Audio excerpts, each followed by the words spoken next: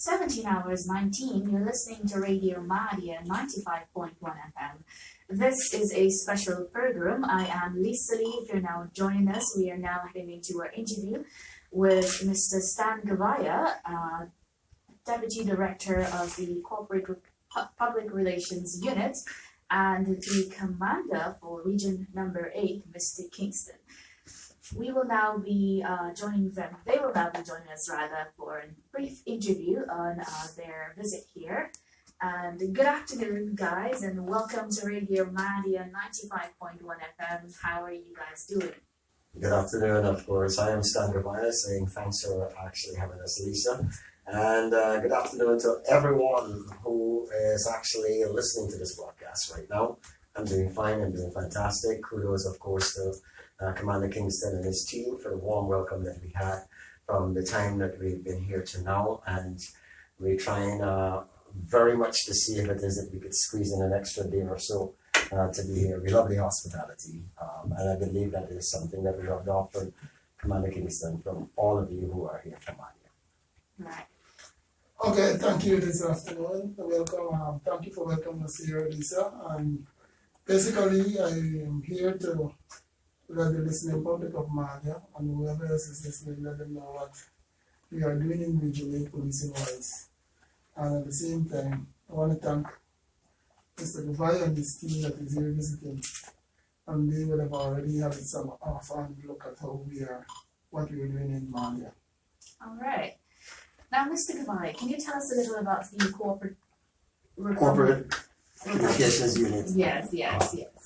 All right. This is formerly the Public Relations Office of the Ghana Police Force. As you know, any organization that has the magnitude of work that we do will have a PR department. However, given government's strategic improvement plan, it was realized that there's more need for not just PR, as we would call it, but for communications. PR being the situation where you just have someone or you have an office that is responding to whether positive or negative things that affect that organization. And as such, it's oftentimes more reactive.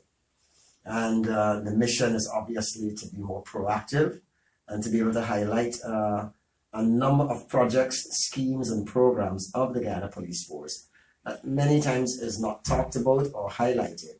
And sadly, it would have lent to that one track or negative impression by the public of the Ghana Police Force. And even so, when we came and we joined, obviously, within that initial process, we started to learn about so many things, good things that are being executed by the Ghana Police Force, but they're never actually put out into the public. And oftentimes I think we as citizens take it for granted that preventing crime is also part of the mandate of the Ghana Police Force. And simply because there is no figures of the preventing crime or not much testimonials that are put in the public, people seem to think that whenever a crime does occur, they should, maybe rightly so, beat up on the police. But there's no credit for when the prevention happens. There's no credit for when the situation occurs where very quickly the police are able to apprehend perpetrators and it goes all the way to a successful conviction. And many of these stories get lost in dialogue sometimes, or just, among all the noise of everything else that is happening. Outside of that, the police in various regions have been, and this one included, been providing some vital services, despite the constraints that they have, that usually goes not necessarily on time, but on song. And as such, again, it kind of does not give that, glowing image that is rightly belonging to the Ghana Police Force. And so we as a team are seeking to change that, but we're not coming into this as, okay, we know it all, and this is what we want to do, and the others have to follow. The commanders are running the various regions, like Mr. Kingston, who is running this region. They understand the region, the people, That's the reason why they're here. And they know what constraints they have. They know what they've been doing silently, and really saying to them, here, some of these things need to be highlighted. People need to know. And we're already getting certain traction when people see certain things, even merely just put up on our social media pages or on our website, which is GhanaPoliceForce.gy. And people are saying, well, really, the Ghana Police Force does this? We've started to see an uptick in many people, or many persons becoming interested in saying, how can I join? Is there any vacancy in this area? Can I be a part of this? And one of the other initiatives that we find that they're doing is starting youth groups, which helps to prevent crime if you get young people meaningfully involved. And the police force generally, and let Mr. Kingston talk about that within his region, many they know that obviously idle minds will create, or they're basically fertile enough for negative things to happen. And they're looking to actually engage many of those young people who might not have anything to do to be meaningfully engaged in it, employed, and to change the image. And those are some of the things that would stem criminal activities, help people to be more law-abiding, and to also foster greater relationship between the police and the citizens, which is known as a public-private partnership. Right.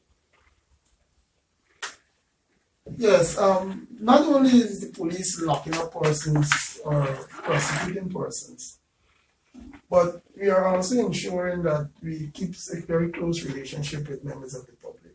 First of all, let me start off by saying that Region 8 is enjoying a 73% decrease in all serious crimes. Having said that, we have resuscitated one of our policing groups because the police alone cannot work in isolation. The police can't do it alone. So we are looking forward to have members from the corporate public to be on board. We have already been getting the support. We have already been in a position to launch a policing group in Madia. There is a youth group that is dormant due to the COVID-19. That would be resuscitated, but it will be done very cautiously, I must say, because it is a number of youths that took part, a large number of youths, in excess of 50. So because of that amount, we have to resuscitate this group with some form of care because, as you know, that COVID-19 is very serious, and then we do not want to put children at risk, and therefore we are working out a plan that will allow us to have this group so we could re-engage the youths and ensure that they're being re-engaged in a very safe manner. Right. Just to comment on that, we've had the Religion Youth Group here a few times on Radio Madia talking about what they were doing in this youth group, what we can expect, what the listeners can expect their children to learn from this youth group. And we've had some of the participants come in here and talk about their experience, and it's been quite pleasant. You know, they're really enjoying it, and I'm sure that many of them are looking forward to rejoining and to, the opening back of the youth group, but in a safe way so that, parents can know that their children are safe. So it's good to know that it's in the process. Yeah, but not only the youth group, we also is looking to re-engage our scout members.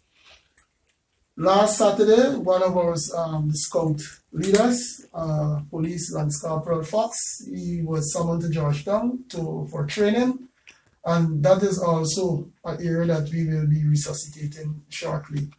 The leaders, the persons who were involved in the scouting affair, they have been engaged, and the word has already gone out to the group members.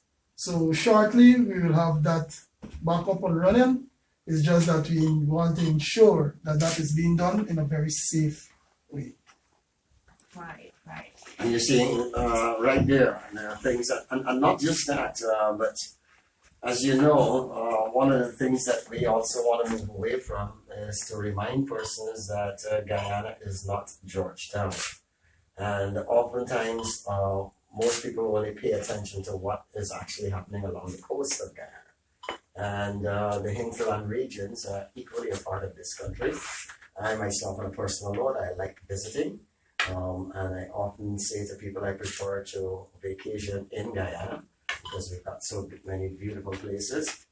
And these are the kinds of stories that need to reach the listeners, the viewers, the readers on the coast so that they could know that things are happening throughout the length and breadth of Guyana. Many sit on the coast and they are totally unaware or oblivious to what is actually going on this side. And it's quite exciting when we spoke with Commander today, when we met with some of the other senior members of his administration, and we actually toured around a little bit and we saw some of the things that are happening that the others need to know, and we're going to help in the process of showing it off, so to speak. Right. Quick question. I know that many persons may have been a bit, difficult to cope with the guidelines. It's been over a year since we have had COVID-19 in our country, and we now have vaccines for COVID-19, but still taking precautions. And the police have been doing the best they can to carry out these guideline measures and make sure persons are out of the area by the time curfew. And a lot of persons may not totally agree with these measures, but they are in place to keep us safe. And the police are also just doing their job to make sure that everyone's safe. And but it's apart from applauding the frontline healthcare workers, I think they deserve a round of applause as well, because they've been doing the best they can, going out and making sure that the streets are safe. And according to what our commander just said, the crime rate has been down by 73% in the region. So that's good news, and I think people should know about that. So apart from, let's talk a little about your visit here in Region 8. A number of regions that we've got to actually cover. But so far, I must say again, a big thank you to Commander Kingston and all of his admin officers. They've been very warm, very welcoming, and not just that, but also very informative. Any question that we would have asked, we got answers that were thorough, and I believe that my team is now challenged because they've got so much information when they get back. I believe we have a number of stories that we could actually write on. We also, as a matter of fact, must say we saw and this is a blessing for this region and an improvement very soon. In a matter of months, I believe, the new regional headquarters will be completed and they will be able to enjoy the services of that. And one of the things that is happening is a more modern kind of a police facility, where evidently in the cases of when you have to, in cases of sexual offenses, we're now moving away from the situation where when there's an issue where the victim has to identify the perpetrator, they can be in comfort and obscurity from the perp, so that you don't have that kind of intimidation that may occur. And not just that, but even the environment and where they're going to be. It's not going to be one that the average person, as we say, John Public, is going to be able to see them, because we know how discrimination in those areas happen, and they're working very sensitive to make sure that the victim at all times is protected. And that is one of the things that is going to be happening at that facility, as well as you're going to have good facilities also for persons who will need counseling in various issues. And so, again, when you talk about service and protection, Mr. Kingston and the school, they definitely rock, and they're going to be bringing it. I want to speak on the issue of the COVID-19 and the curfew hours. We have been trying our utmost in this region to sensitize persons of the wearing of face masks. We did not, at the beginning of the COVID-19 pandemic, we did not move to the question of prosecuting persons immediately. We went through the painstaking of issuing out masks, sharing jerseys with slogans, informing members of Madia, that of Region 8, in fact, that COVID-19 is something that is serious, and we should take it very serious and wear the face mask. Having done that, we have moved to enforcing the wearing of face masks in public, as it is being stated in the gazetted orders. And I want to call on the members of MADIA, on the General Region 8, in fact, that they should continue to wear their face masks while in public. If you look at the figures, so far, this region only had 3 deaths, and I believe that that's all it should be.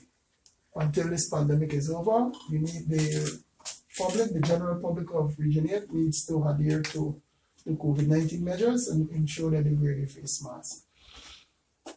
Having said that, we have been prosecuting persons, but as I said, I don't feel comfortable at all times prosecuting persons for wearing face masks, but then if I have to do it, then so be.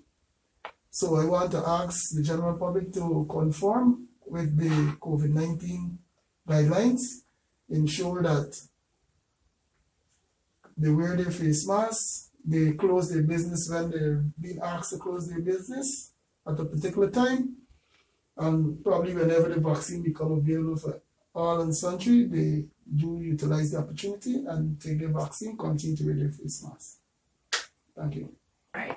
So thank you so much for joining us here at Radio Madia 95.1 FM. We do look forward to hearing from you guys again sometime soon. You're always welcome to come back, and we'd love to know what more you're doing, what more you've accomplished.